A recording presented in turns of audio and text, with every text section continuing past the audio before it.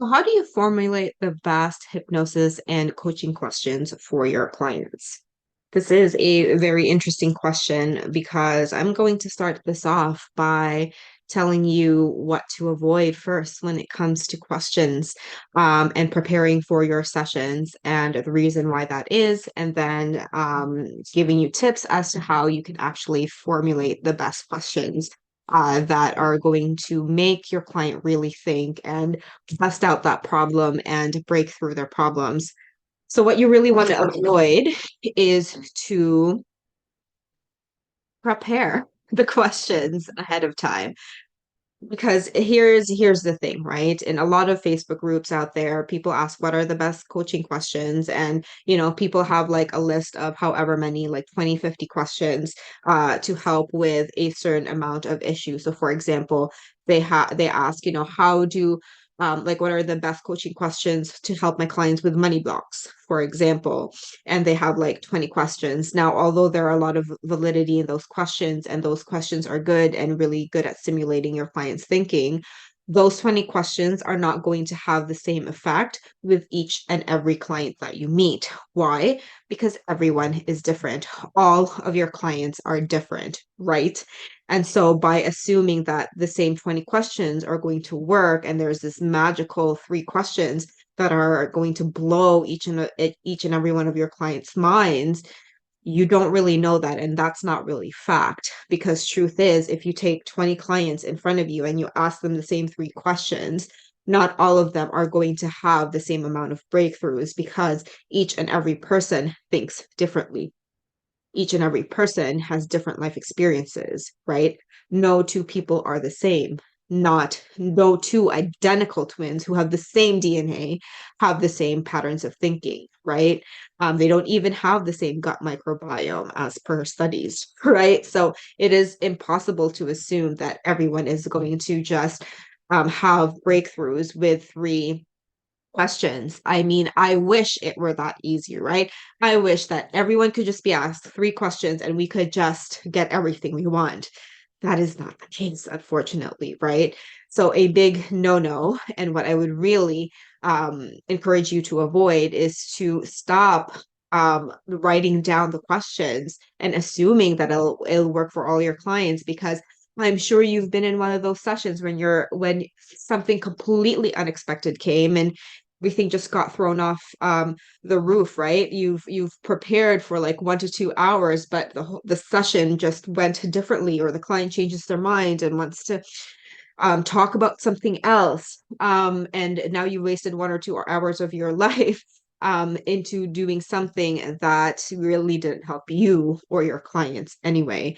So get out of the habit in your mind and assuming that there's going to be a script or template that's going to help your clients, because truth is there wouldn't be. They might receive good or might and okay results. That's not going to be the next level results that you personally want, right? That's going to help you stand out as a coach. And so that's really the biggest thing that you want to avoid. You want to avoid that there is going to be a list, a magical list of questions, and prepare those questions assuming that it'll work for your clients. Because truth is, it's not going to, because you might think something is brilliant, but your client goes, huh?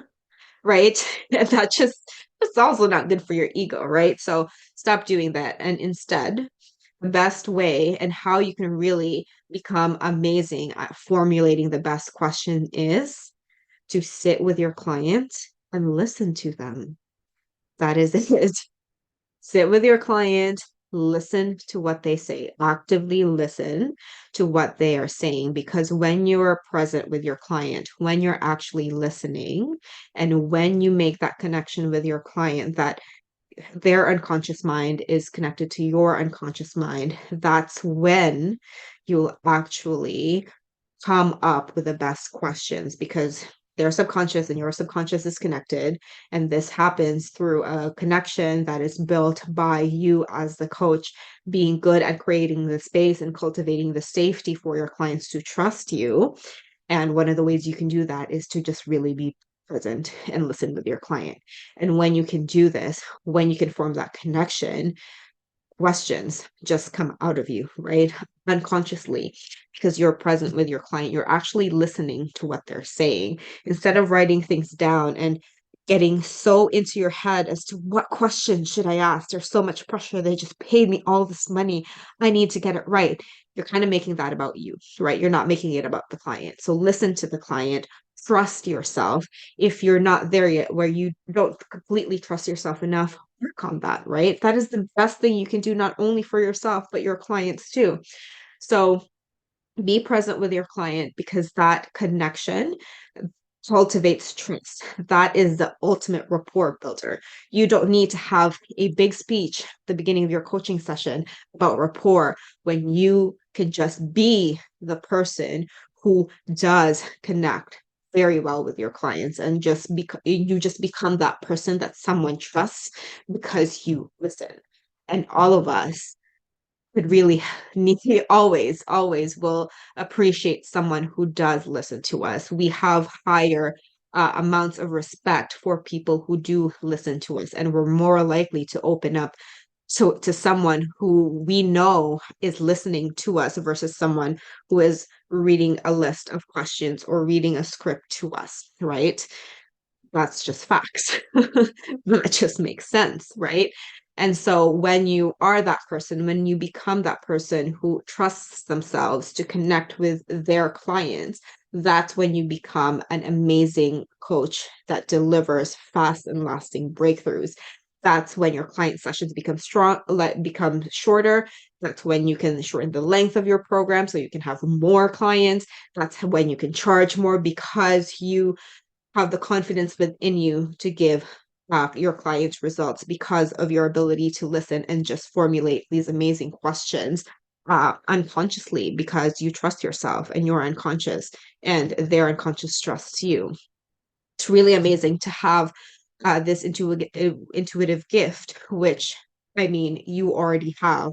That's why you became a coach and a hypnotist, right? You have somehow tuned into your intuitive abilities to help other people. So allow yourself to use this skill, allow yourself to trust yourself. If you're not there yet, work on this. If you want to develop the skill more, this is exactly what the ACH training is going to teach you.